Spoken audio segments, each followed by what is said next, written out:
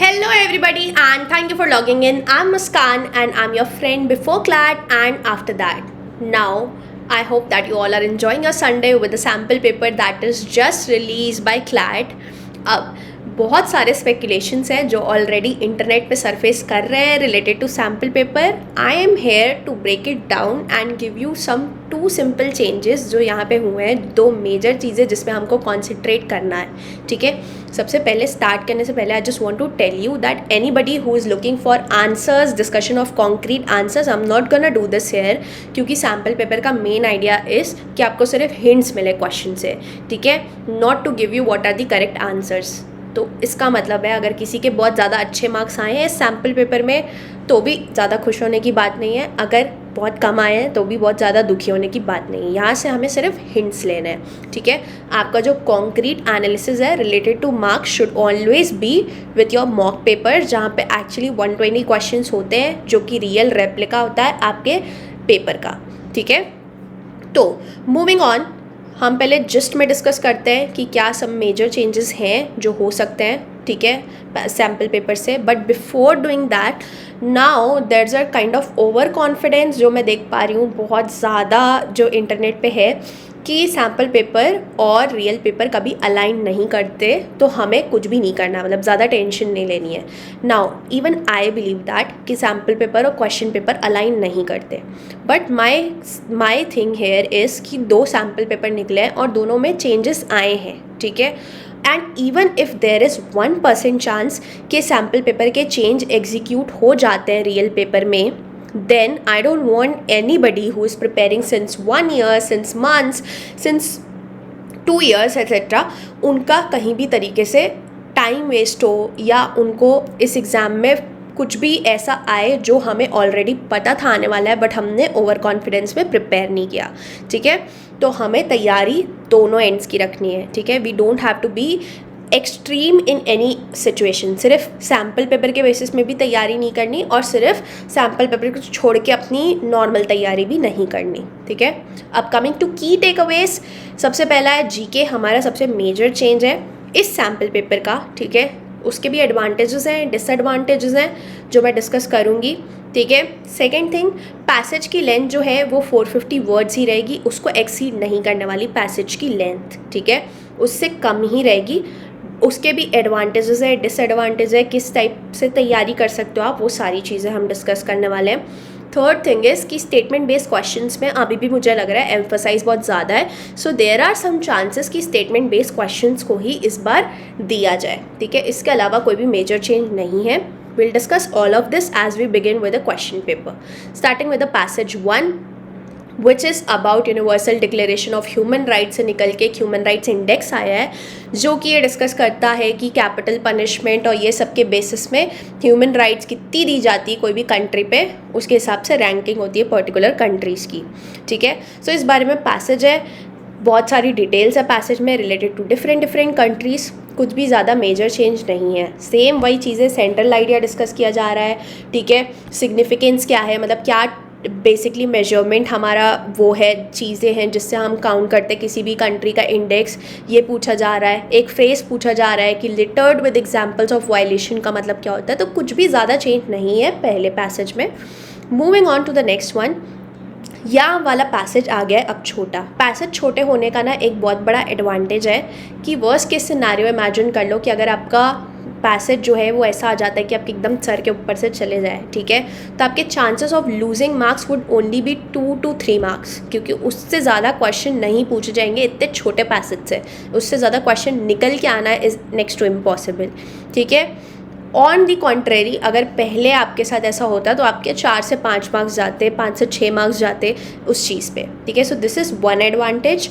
But one disadvantage है इस कि हमें रीडिंग स्पीड को थोड़ा सा ज़्यादा करना पड़ेगा. तो अब मेरी जो एक चीज़ है, एक जो आप लोगों से सजेशन है वुड बी कि लॉजिकल और इंग्लिश में we are not certain with amount of passages that we are gonna come. ठीक है, पैसेजेस छोटे होंगे तो पैसेजेस का नंबर ज़्यादा बढ़ेगा, ठीक है। तो इसको लेकर एक सजेशन वुड बी कि 5-5 मिनट का ना दोनों में एक बैंक बना के चलना, इमरजेंसी टाइमिंग बना के चलना, ताकि अगर पैसेजेस ज़्यादा आ जाते हैं तो आप वो टाइम को फुलफ़िल कर सको, ठीक है। इसके लिए आपको अपने दूसरे सब्जेक्ट्स को थोड़ा सा टाइम माइनस करना पड़ेगा, थोड़ा सा कॉन्क्रीट करना पड़ेगा। हाँ, इन आइडियल सिनेरियो अगर ऐसा हो गया कि पैसेज भी छोटे आ गए और जीके भी वन लाइनर आ गया तो टाइमिंग का इतना ज़्यादा आपको बैंडविड्थ शॉर्ट नहीं पड़ेगा, बट फिर भी ठीक है। Now moving on to the next passage बहुत ज़्यादा सिंपल है। सिंपल 2 क्वेश्चन पूछे गए हैं ते ईजी पैसेज से कि मतलब पैसेज नहीं भी पढ़ोगे तो भी आप बता पाओगे, it's related to tourism etcetera, ठीक है। Coming to the next passage में भी कुछ बहुत ज़्यादा अलग चीज़ नहीं है जो डिस्कस की गई है। इट्स अबाउट इंडिया और यहाँ पे डेमोक्रेसी का क्या मतलब होता है। यहाँ पे हम रिलीजियस सेंटिमेंट से इन्वॉल्व कर लेते हैं उसको, और हमारी एक कास्ट आइडेंटिटी, एक रिलीजियस आइडेंटिटी है। ऑन द कॉन्ट्रेरी बाहर ऐसा नहीं होता, बाहर एक इंडिविजुअल वैल्यू होती है अपने डेमोक्रेटिक ओपिनियंस की, ठीक है। उसके एडवांटेजेस, डिसएडवांटेजेस और कैसे रेगुलेट हो रहा है, ये सारी चीज़ें दी हुई है, ठीक है। यहाँ पे भी कुछ बहुत ज़्यादा अलग चीज़ें नहीं पूछी गई है, these are exactly same as कोई भी अनसीन पैसेज या रीडिंग कॉम्प्रहेंशन का पैसेज जो दिया जाता है, ठीक है। मूविंग ऑन टू 12-13, यहाँ पे एक स्टेटमेंट बेस्ड क्वेश्चन है, इसलिए मैं बोल रही हूँ स्टेटमेंट बेस्ड क्वेश्चन में थोड़ा ज़्यादा एम्फेसिस दिया हुआ है। पहले सैम्पल पेपर में तो एकदम ही सिर्फ स्टेटमेंट बेस्ड क्वेश्चंस दिए हुए थे, ठीक है। और इसका एक एडवांटेज ये होने वाला है कि हमें ना जब नॉर्मली जब बोला जाता है कोई अजम्पशन निकालना है, जब 4 हमें ऑप्शंस दिए जाते हैं उसमें से निकालना होता है तो हमें नेगेशन टेक्निक अप्लाई करनी पड़ती है। उसके बाद भी ऑप्शंस इतने ज़्यादा कंफ्यूजिंग हो जाते हैं एट अ पॉइंट कि we might not come to the correct answer, ठीक है। बट इधर पे क्या होता है कि हमारे को ना अजम्पशंस दिए हुए हैं, बहुत सिंपली हमें निकालना है, 1 फॉल होता है, 2 फॉल होता है। हाउएवर इसमें भी आई विल ट्राई कि कुछ एक टेक्निक ऐसी निकल जाए कि क्वेश्चंस आप बहुत अच्छे तरीके से एक्सेल कर सको। बट इन क्वेश्चन का डेफिनेटली एडवांटेज है अगर लॉजिकल में अब इस टाइप के क्वेश्चंस आगे आते हैं तो।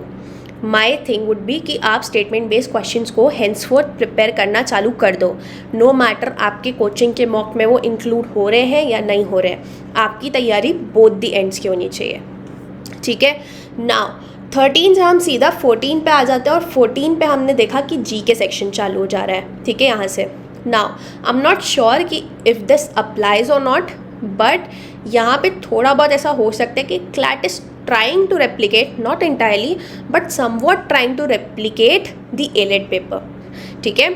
नाउ जीके में सबसे बड़ा चेंज था पैसेज नहीं है। पैसेज नहीं है का मतलब क्या है कि अब तक जो हम न्यूज़ पढ़ रहे थे और वो न्यूज़ को हम बहुत ज़्यादा अब सिर्फ इतना पढ़ते कि हमको बैकग्राउंड थोड़ा बहुत याद रहे और बाकी हम पैसेज देख के निकाल सकते हैं, उस तरीके से नहीं पढ़ना है। We have to actually now start taking things in a learning way. इतना लर्न हो जाना चाहिए कि हमें कोई भी डिटेल याद रहे करेंट अफेयर्स से रिलेटेड, ठीक है। अब आप लोग बोलोगे कि क्वेश्चंस इतने सारे साल भर का जीके हम कैसे कवर करेंगे। इसके लिए भी I have made a 60 day strategy, उसी में इनकॉर्पोरेट किया है कि जीके कैसे कवर करना है साल भर का, एंड इट्स वेरी इजी। कुछ नहीं किया है, बस मैक्रो टास्क को बहुत ही माइक्रो तरीके से आपको करके दिया है। अगर आप वो प्रेपरेशन स्ट्रैटेजी फॉलो करते हो तो जीके अभी भी कोई बड़ी बात नहीं है, भले वो 1 लाइनर हो, पैसेज हो या दोनों ही हो, कुछ भी बड़ी बात नहीं है, ठीक है, वो करना। Now one thing here is कि स्टैटिक जीके पूछा गया है, बहुत सारे पूछे गए हैं, but those are only related to current affairs, ठीक है। तो ऐसा हो सकता है जैसे कि ये नीला कुरिंजी प्लांट के बारे में जो बात किया जा रहा है, ये बेसिकली एक प्लांट है जो 12 ईयर्स में एक बार ब्लूम होता है, समथिंग लाइक दैट। अभी ये न्यूज़ में था रिसेंटली, ठीक है। तो उससे रिलेटेड स्टैटिक जीके पूछा है कि ये कौन से रीजन से निकला है, कौन से रीजन पाया जाता है, ठीक है। दूसरा जैसे कि हम देख सकते हैं वक्फ बोर्ड के बारे में। नाउ वक्फ बोर्ड की कंट्रोवर्सी बॉम्बार्डेड है अभी न्यूज़ में करेंटली, ठीक है। अब अगर आप सिर्फ इसकी कंट्रोवर्सी पढ़ते हैं बिना बैकग्राउंड जाने, ठीक है, आपने सिर्फ कहीं कोई कैप्सूल वगैरह से एक लाइन में पढ़ लिया होता कि ये कंट्रोवर्सी चल रही है, या कोई भी ऐसा XYZ इंस्टीट्यूशन जो आने वाला एग्जाम में अगर आप उसके बारे में सिर्फ कंट्रोवर्सी पढ़ लेते हो तो वो चीज़ शायद आप एग्ज़ाम में आंसर नहीं कर पाओगे। मैंने हमेशा कहा है कि date, place, time, what is the institution और व्हाट इज़ द बायोडाइवर्सिटी और what is the person, place, जो भी जिस भी आदमी के बारे में बात कर रहा है उसका पूरा आपको बैकग्राउंड पता होना चाहिए। ये सबको याद करके, इनफैक्ट किस डे पे कंट्रोवर्सी हुई है, किस डेट पे, किस मंथ पे एटलीस्ट, वो तो आप याद रख लो. यू नेवर नो क्या चीज़ पूछने वाले हैं. ठीक है. कमिंग टू अनदर क्वेश्चन जो कि भी सेम है, डैम्स ब्रिज के बारे में पूछा गया है, वो न्यूज़ में था, उससे रिलेटेड स्टैटिक जीके पूछी गई है. ठीक है. कमिंग अगेन, हेडक्वार्टर पूछा गया है, कहाँ पर लोकेटेड है फूड एंड एग्रीकल्चर ऑर्गेनाइजेशन का. ऐसे क्वेश्चंस तो पूछे जाते हैं, बहुत पहले से पूछे जा रहे हैं. तो यहाँ पे हमें कुछ कुछ हेडक्वार्टर्स याद करने होंगे, कुछ फेमस इंस्टीट्यूशंस के. तो ऐसे स्टैटिक जीके तो हम ऑलरेडी याद करते हैं. ठीक है. नाउ कमिंग टू 27 अगेन, वहाँ पे लार्जेस्ट शेड्यूल्ड ट्राइब के बारे में पूछा है जो कि भिल है. Now Bhil is again surrounded by controversy, surrounded by some news nowadays. इसलिए आपसे वो स्टैटिक जीके पूछा जा रहा है यहाँ पे. ठीक है. फिर इसकी सारी स्टैटिक डिटेल्स हमें याद करनी है. ठीक है. So this was about GK. GK से रिलेटेड अगर मैं एकदम नटशेल में बताऊँ आपको, तो पहला अच्छे से याद करो, दूसरा जो भी याद करो उससे रिलेटेड स्टैटिक जीके याद करो. ठीक है. उसके अलावा पैसेजेस छोटे हो सकते हैं. पैसेजेस अगर छोटे हुए तो आपको बस 5 से 10 मिनट का बैंक रखना है लॉजिकल के लिए, इंग्लिश के लिए, ताकि आप वो क्वेश्चन, अगर उस समय आपकी रीडिंग स्पीड इतनी ज़्यादा एक्सेल नहीं हो पाई कि आप large amount of passage cover कर लो, तो आपके पास दूसरे सब्जेक्ट का थोड़ा सा स्पेयर टाइम रहे. ठीक है. दूसरी चीज़ बस ये है. तीसरी चीज़ है स्टेटमेंट बेस्ड क्वेश्चंस पे ध्यान देना है. This is what I took from sample paper 1 and sample paper 2. The very important thing here is कि सैम्पल पेपर में कुछ भी हो, आपकी मर्ज़ी है, आपको उसको अडाप्ट करना है नहीं करना है. Just don't lose your confidence. Sample paper देख के ये मत हो जाना कि यार अब तो पूरा ही चेंज हो चुका है, now I am feeling demotivated. Nothing has changed. कुछ भी चेंज नहीं हुआ है. थोड़ी बहुत भी अगर चीज़ें चेंज नहीं करेंगे तो how will they test the upcoming top lawyers of country. कैसे टेस्ट करेंगे आप खुद सोचो. So don't get demotivated. ये सारी चीज़ें होती है, अब भले डराने के लिए हो रही है, सच में आने वाली है. This is something that time will tell.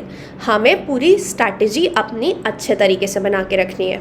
Now one thing is कि लीगल रीजनिंग दोनों सैम्पल पेपर में नहीं डिस्कस किया गया था. And this is one thing जो सबसे ज़्यादा मुझे प्रॉब्लमैटिक लग रहा है अभी, जब I sit over to study students Reddit में और यूट्यूब में. तो आई फाइंड दिस कि सबसे ज़्यादा प्रॉब्लम लोगों को यहीं हो रही है. तो that's why I have come up with a revision series जहाँ पे मैं लीगल रीजनिंग के कॉन्सेप्ट्स को बहुत ज़्यादा क्रिस्प और शॉर्टेस्ट टाइम पे एड्रेस करती हूँ. ठीक है. तो आप अगर एग्जाम के एक हफ्ते पहले भी कोई टॉपिक पे डाउट है और आप वो पर्टिकुलर टॉपिक देख रहे हो, तो शायद वो आपको हेल्प कर जाए. ठीक है. ना वन थिंग एयर इज़ कि मेरा कुछ भी लाइव वीडियो का वो रिकॉर्डिंग मैं नहीं पोस्ट कर रही हूँ, तो वहाँ पे टाइम बहुत ज़्यादा बचता है. सो सब्जेक्ट डायरेक्टली और पूरा मतलब all the details are related to subject. No other talks are there, कुछ भी नहीं. It you can visit it, you can see it. Logical reasoning से भी रिलेटेड मेरे पास रिविजन सीरीज़ है कुछ 5-5 मिनट्स के. You can see it if you have any doubt. All right, let's meet in the next video. And if you have any doubt, there is also scanner जो मेरे बहुत सारे videos में, जहाँ से आप मुझे डायरेक्टली ईमेल कर सकते हो. ठीक है. Till then stay tuned. Thank you and bye bye.